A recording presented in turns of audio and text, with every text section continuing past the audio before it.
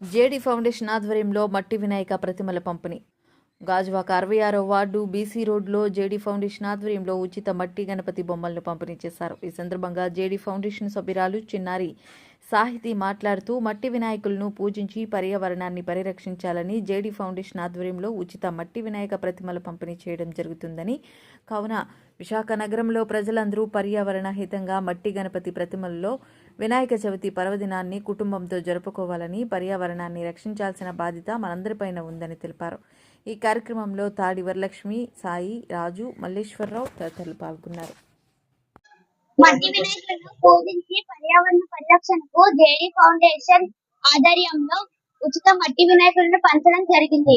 విశాఖపట్నంలోనే కాకుండా రాష్ట్రంలో అన్ని జిల్లాల్లోని జేడీ ఫౌండేషన్ ఆధ్వర్యంలో మట్టి వినాయకులను పంచడం జరిగింది. పర్యావరణ పరిరక్షణకు ఇది నిదర్శనంగా ప్రజలకు తీసుకొని ప్లాస్టర్ ఆఫ్ ప్యారిస్